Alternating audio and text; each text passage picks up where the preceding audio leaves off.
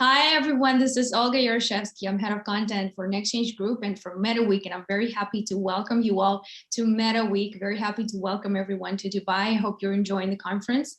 And please give it up for our wonderful panelists for take part in a virtual panel today. Dr. Millie Perry, she's the chair of DAO for DAOs Institute and BOG Blockchain Global. Hi, Millie. Hey, everyone. Thank you for having me. Thanks for being here. Miko Matsumura, who's a general partner for Gumi's Crypto Capital. Hi, Miko. Good to see you. Hi, nice to see you. Alex Nascimento, founder of UCLA Blockchain. Hey, Alex, how you doing? Good. Thank you, Olga, for inviting us. Always a pleasure. Thank you. Ryan Gill, founder of Open Meta Association. Hi, Ryan. How are you today? Hello. Good to be here. Thanks. And last but not least, Maja Vujinovic, who's the CEO of OGroup. Hi, Maja. What's up? How are you? Hi, good to be here. Amazing panel. Glad to be here. Thank you.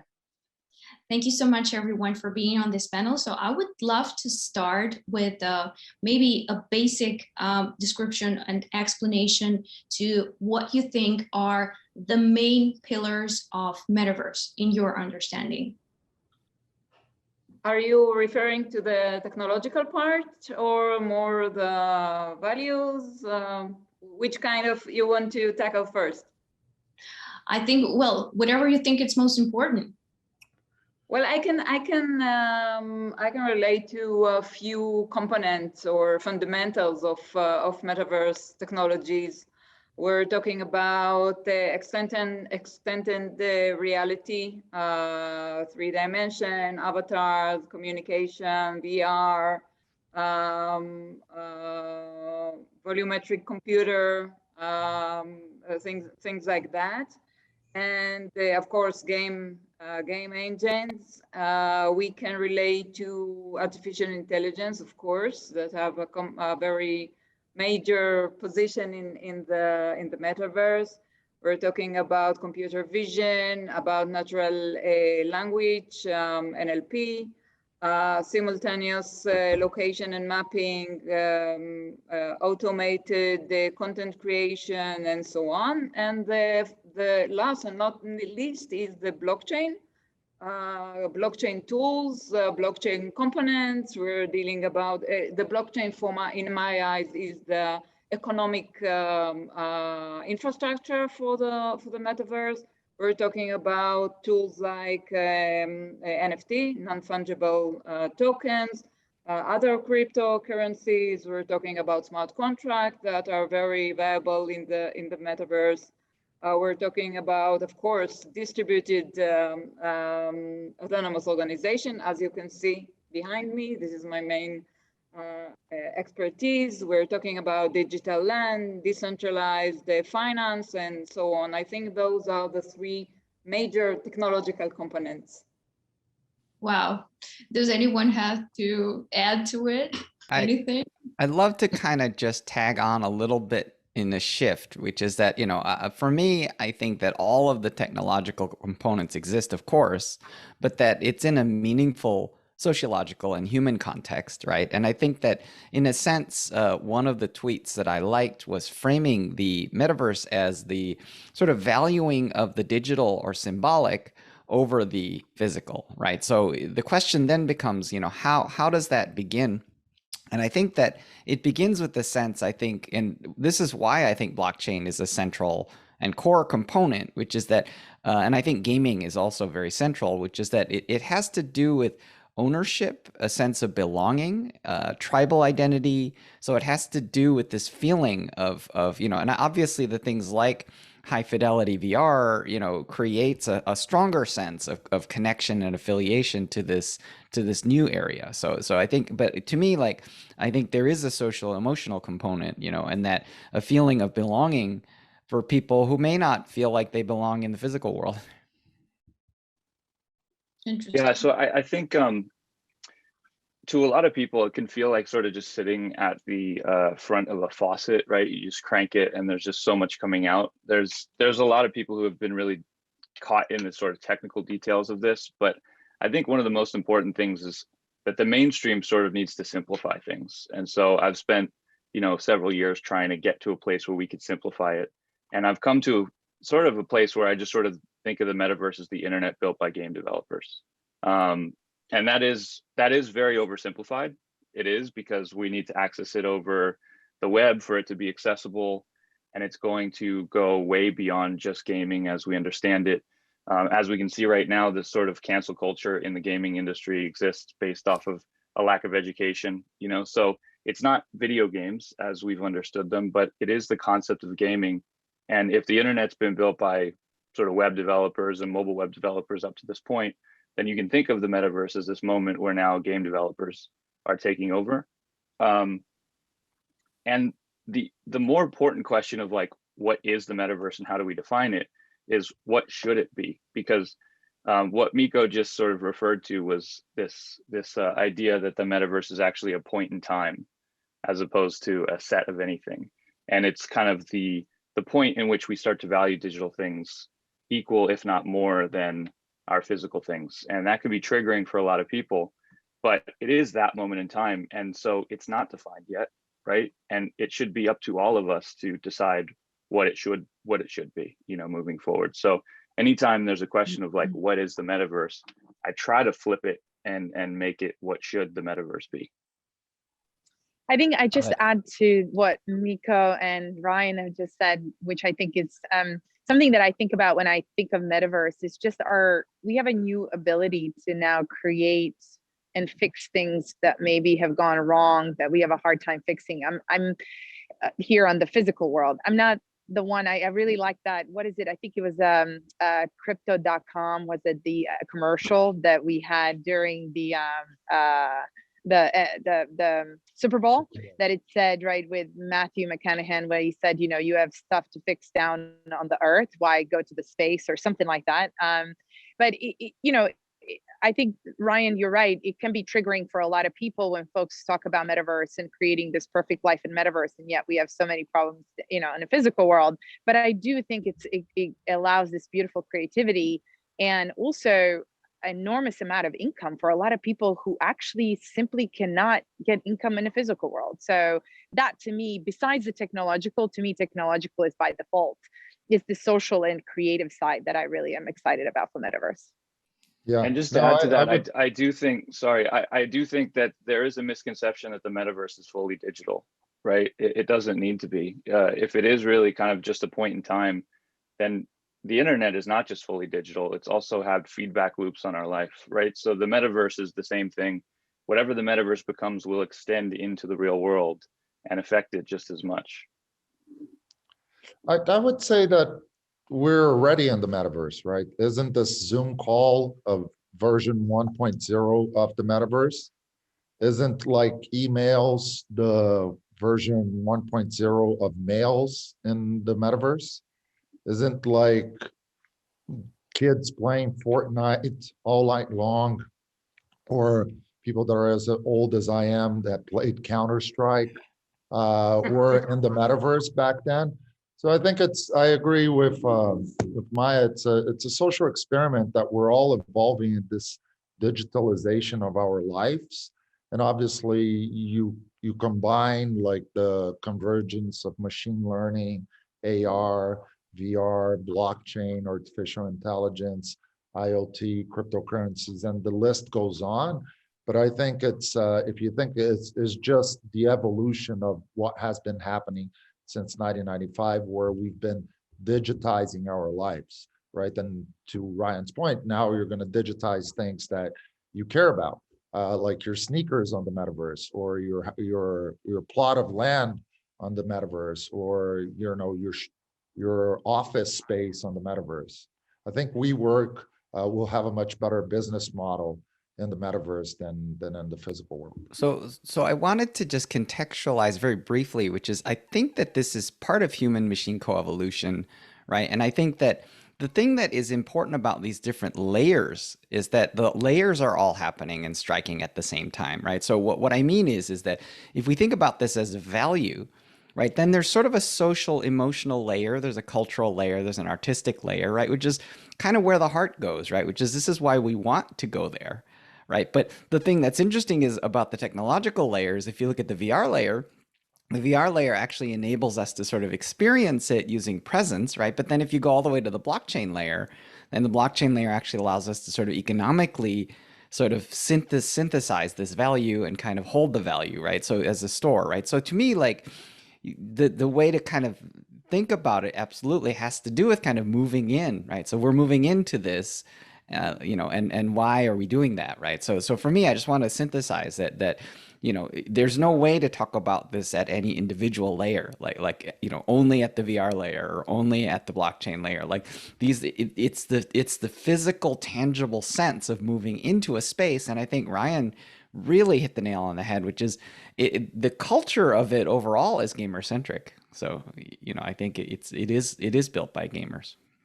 Are you not concerned that we're mixing value and values? It's down to our wallet in the end of it, you know, both ways. Our wallet, I mean, kind of representing our identity, entering this world, but in our wallet, because we're monetizing everything, and we somehow forgot our values and using only value. You're not concerned?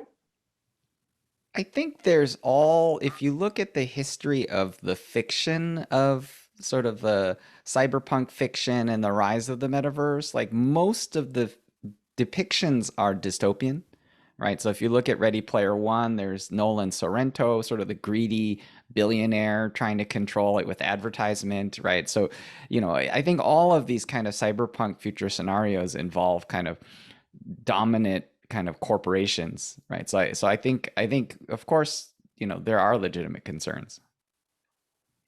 I think just on that point, actually, it's really interesting you bring that point, and I struggle with it. And Miko, I think you started it on with the last sentence, but I think it's not about metaverse. I think once you enter the digital world, that's the question, right? You're moving away from single ownership of your own ownership of things, right? You don't own your car, you don't own this, you don't, you know, we're going to start to own less and less of physical value. And that is a fear, right? Because the corporates will own everything, right? And they will be lending it to you of some sorts, right? And that's why I think within crypto community, at least the 10 years that I've been in the space, people have been kind of advocating for and trying to advocate for ownership of data and your own keys and etc., right? Because we're moving into the world, but that is not, to me, it's not a concern with metaverse. It is with digital world to begin with. And we've crossed that boundary a long time ago.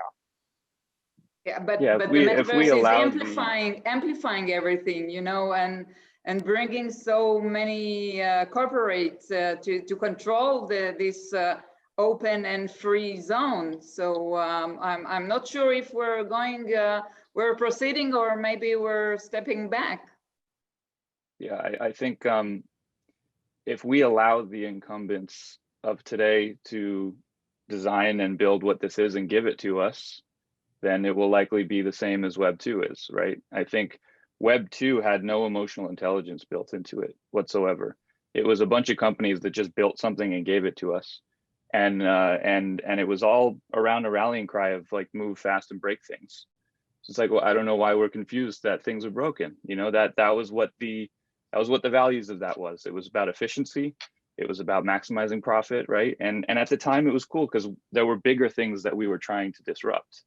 But you know, now those same companies are the largest on Earth, and they've broken a lot of things. And so the metaverse is, again, just this moment where we get a chance to kind of like look at new rails and maybe redesign it in a little different way and think more emotionally intelligently about it. But we were the front runners for this, right? That's what a lot of people don't remember, is that with Web3, it wasn't the companies and the incumbents. They're just trying to catch up now. You know, I'm here because I created a DAO all about an open metaverse.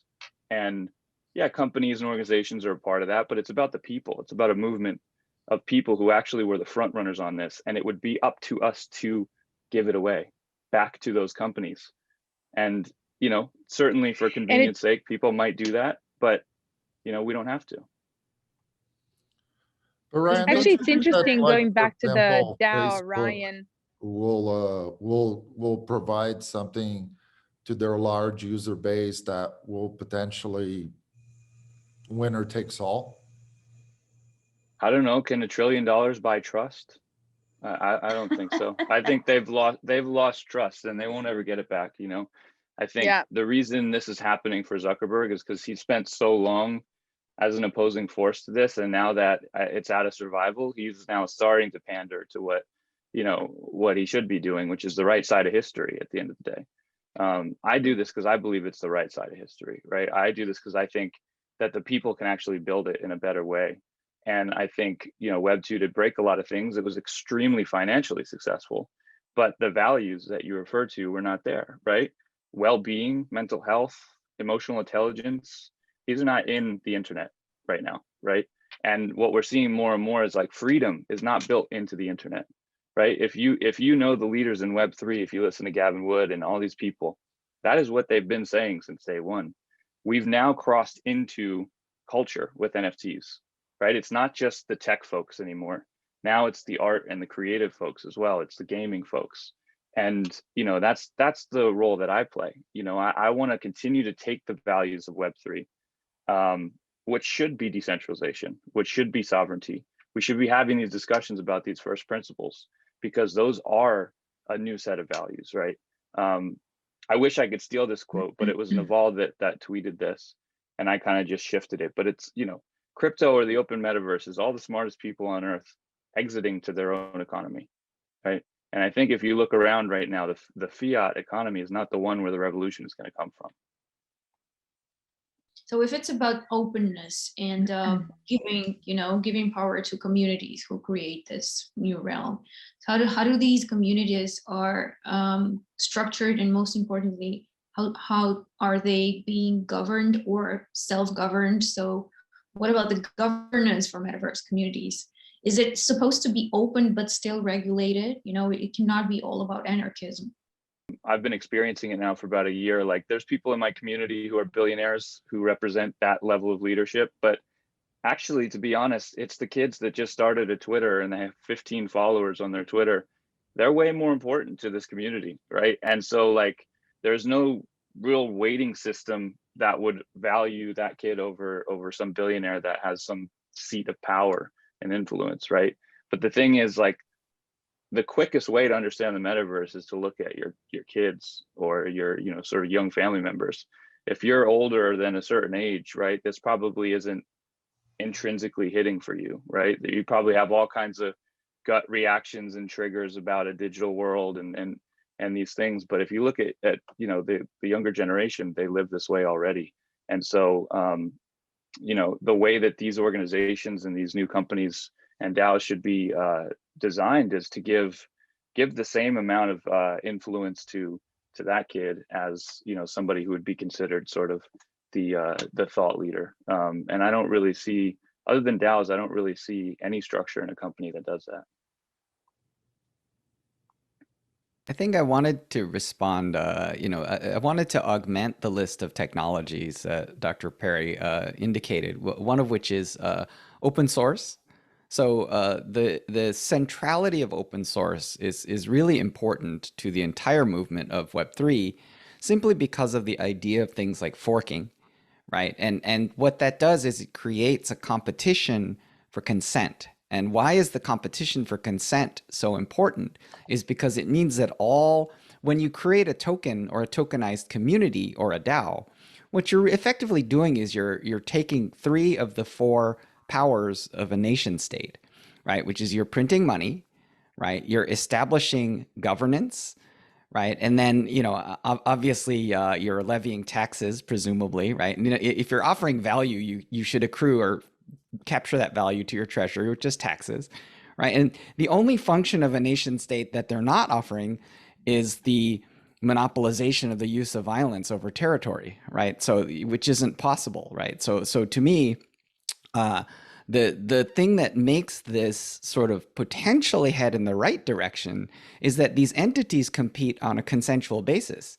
So if your entity is somehow coercive, it's not going to win, right? So the kids, the young generation Ryan was referring to, like, they're going to go where they feel the most wanted, the most supported, the most at home, and so this competition for consent is inherently a part that's driven by open source, because if you don't like it, you can fork it and go, like, you know, and I think what Ryan's promoting with open metaverse is kind of a little bit inseparable from that ability to, like, you know, and that's kind of one of the major sources of the freedom that, Gavin Wood talks about, is the ability to take the entire infrastructure, clone it, and make a change that you want. And anyone that likes your version better will come with you, and the ones that like the old one will stay. So, which is fine. Yeah, but the governance and terms like governance and decentralization and even consensus are not black and white, and they are a variety. It is a range, and you can be either side of the range and within it. So I believe I'm a little bit, as you see, I'm the boomer in here. And even though I'm promoting DAOs, and I think this is the right way to proceed in the new world, what we call today Web3, in order not to spill out the word crypto. And I think we need to think about all the population, not only the young people, because the trust and the self-control or self-sovereignty is important not only for young people. It is relevant for other people as well, because maybe more, because their experience, the life experience, have brought the idea that they need something else than they used to have till now. And I think we ought to implement some guidelines, some ideas into this open metaverse. We need to put, as Ryan said, a human first attitude. We need to embrace diversity, for instance. It's not very easy for people to embrace it. We need to respect everyone equality, to treat them equally. We need to promote openness and honesty within all the good idea of governance and decentralization and global consensus. Life is not always permit us to have a consensus. Sometimes we need to be assertive and to have our own opinion, not to go with the herd. Sometimes consensus is kind of mammoth, more characterizing and not individual own spirit and his own position or thoughts. So there are sometimes mixed values that we want to promote, and maybe it will be the fabulous place in the metaverse that everyone can find its own right position.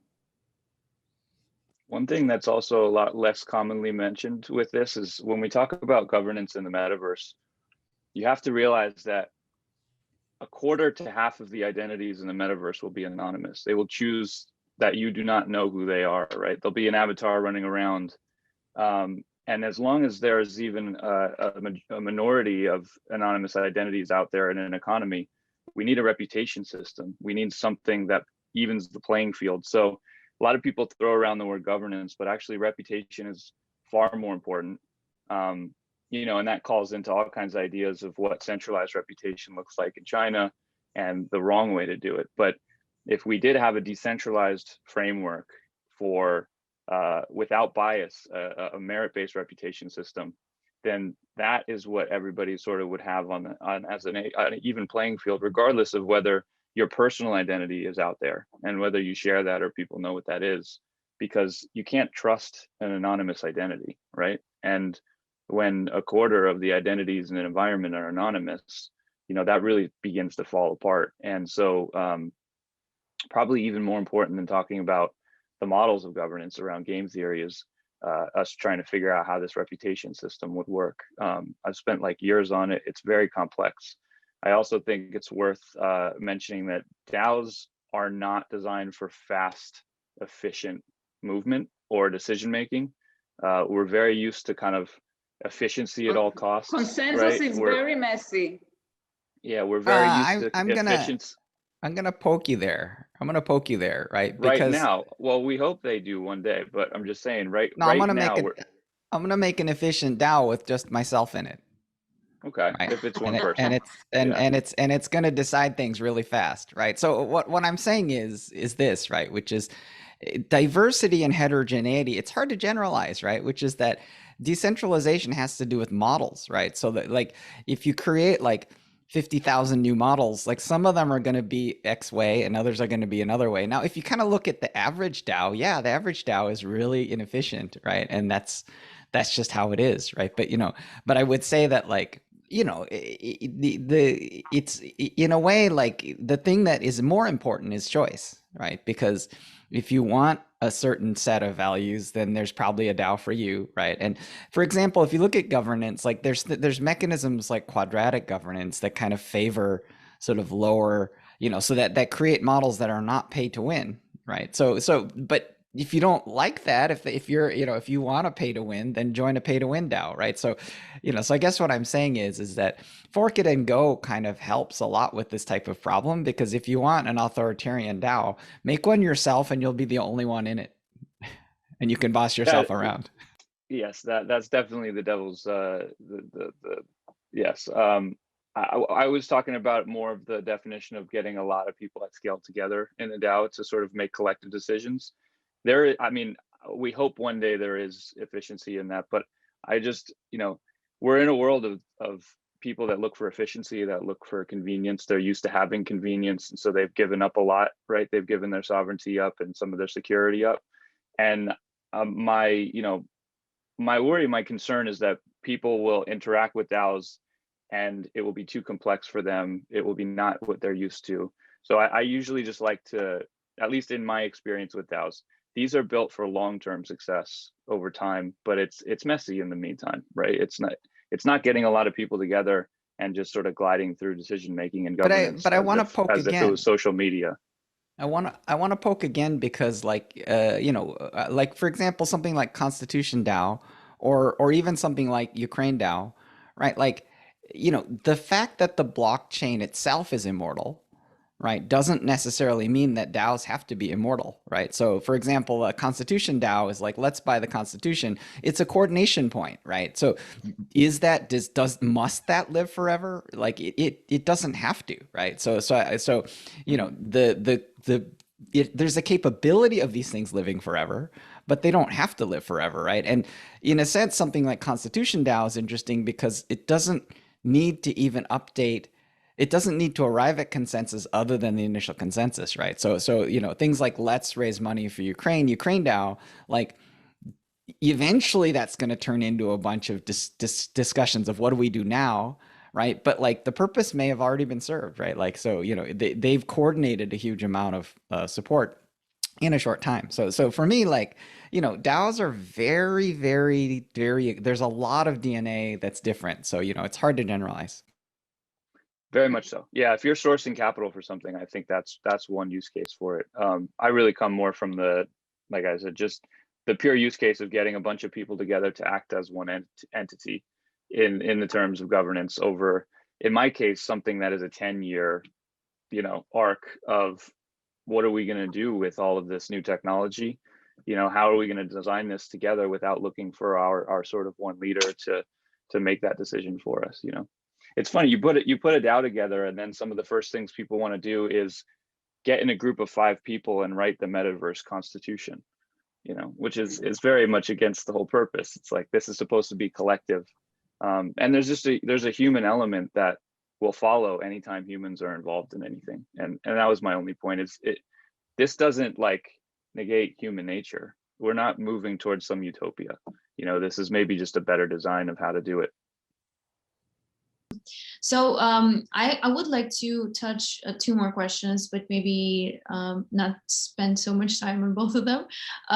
So first of all is back to Ryan's point that some people would choose, most of the people would choose to be anonymous in a metaverse. So with that level of anonymity, how do we ensure privacy and a certain security level for metaverse? For people that are looking into it, or for people who are already there, and most importantly, probably for companies that would like to operate in the metaverse, or who leverage this huge amount of data that is going to be stored there. Well, I can jump in quickly. I think the way that I think about this, and again, there's a lot of corporate approaches that will disagree with me vehemently, but I think the metaverse is, and shouldn't, the open metaverse should not be optimized for companies, corporations, organizations. If you want that level of sovereignty, it should be optimized for each individual. And so there's a lot of technology standards in terms of digital sovereignty and every individual having sort of control over their own data. That's the purest form of security, right? Anything other than that, I think, is a half measure. And there's a lot of corporations that will do that. There's always backdoors in that in terms of security issues. And I think we're in an environment where we're seeing phishing attacks at an unbelievable rate. And you can just see how that would become a problem at scale.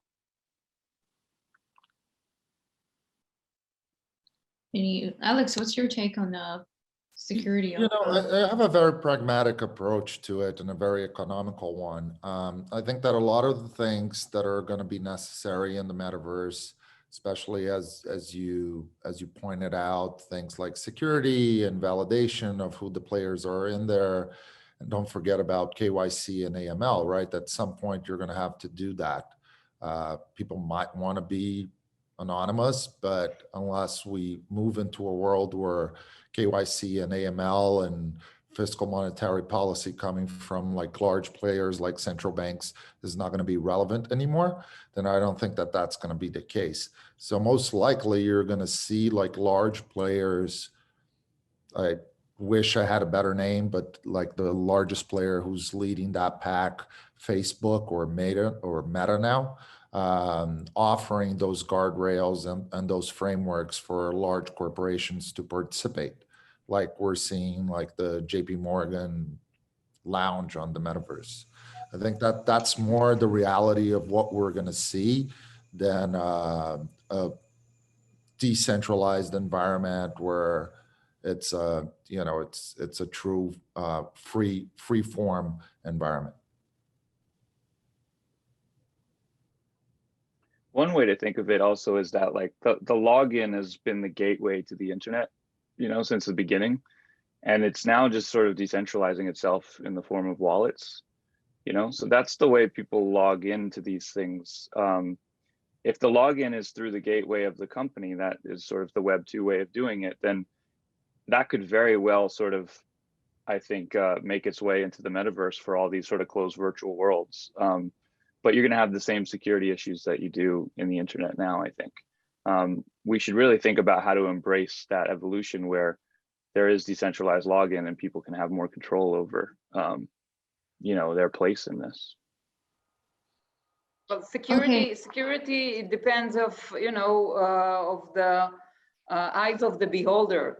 If you're a person, private person, you ought to have some privacy and some amount of security. But if you're looking in the eyes of authorities, I hardly see they recognize and accept anonymity and avatars and people that have a few identities. It will be a messy battle. I'm not sure they will accept it, and MNL and anti-money laundering and know your client would be the tip of the iceberg. I think they would be very rigorous in their demands. And speaking of, the necessity of KYC and AML for let's say transaction flow within the metaverse. So how do you see a digital asset market evolving? So does the whole emergence of metaverse and its very fast transition from a real world to virtual world, how does that affect the digital asset market, and how do you see the involvement here? So I guess, Alex, here's again to you.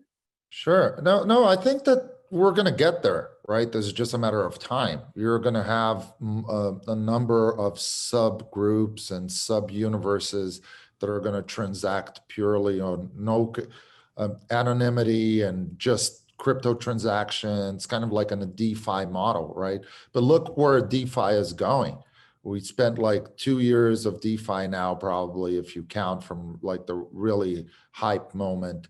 And now institutional players are all over it, right? And players like Aave are building solutions for those guys. And then you're going to put your money on a smart contract that gives a 400% APY interest rate, or you're going to give it to something that has a little bit more backing and you believe in the brand behind it, giving you yield. It's just like the nature of economic models that has been happening for the past 5,000 years. But the SEC is running after them right now, so they Exactly. want. Yeah. It won't be easy to. Yeah, you can have all the money in the world. You can be Coinbase. It's like, all right, do what you want, and you can't fight City Hall. It's beautiful to say we're going to fight City Hall, but it hasn't happened. Maybe we need to build some bridges between the metaverse and the Web3 to the old school regime and securities and authorities. Maybe we ought to put some effort in that. Yeah, no, I truly believe that we're going to become this more like decentralized environment with a free flow of information and goods and services, or else I wouldn't be in this industry. I just think that for you to displace the incumbent players and large institutional firms and central governments, it is a long view. Yeah. Miko, what's your take on the digital asset market? Yeah, so, just to reflect on what's been said and try to capstone a little bit, people are trying out lots of identities, right? It's like, oh, who am I today? Oh, I'm a giant bunny rabbit, okay, I'm a, this citizen of this country, here's my passport, right? So so they're trying out different identities, and the different identities actually represent access points to different systems. So in this game, I'm a giant bunny rabbit, and in another game where I'm actually doing, transactions, I'm a citizen, and I've done KYC, right? See, these are all these different identities, and the thing that's interesting about the DAO movement is that there's all these different governances, right? And why are all these things happening is because people are experimenting. They're experimenting with who are we, and they're experimenting with who am I. Right. And why are they experimenting? Because the institutions failed. Right. So Zuck is like, I don't want to run a company called Facebook anymore. Right. And Jack is like, I don't want to run a company called Twitter anymore. I want to run a company called Block. Right. So so why are all these experiments happening? Why is all this fragmentation happening?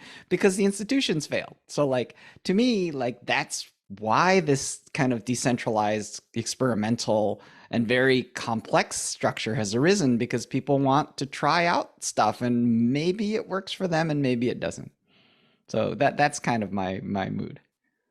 I think, and I don't know if you guys can hear me, I've been going in and out a little bit, but actually it's a combination, right? Of, I agree with the human nature of, do we have some kind of a rating system based on the behavior? And, China is doing it and Uber has it and all of these things. But in reality, I also agree with Alex's pragmatic approach. And I don't necessarily agree in full on privacy.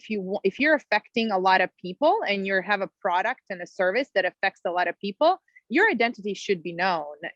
There should be accountability for something that you have set up. So you can't just hide behind, Miko, to use your point, like a big funny rabbit, right? And not really show who you are if you're affecting a lot of people. And so I think it is a combination of some sorts that we have to, I think what intention is really important when we're building these. Certainly when we invest in companies and we help them build we ask a lot of difficult questions and we see the behavior, right, pattern of some of these folks. But I think I think this is a group of people, and many probably watching in an audience, that have to really ask those difficult questions in order for us to create that accountability in the future. So it is a pragmatic approach, but it's also leaving something, to Miko's point, to creativity and kind of what we're going to come up with next, right? Because it is important to leave that. That's what's happening in the space, and this is part of the reason why I love it.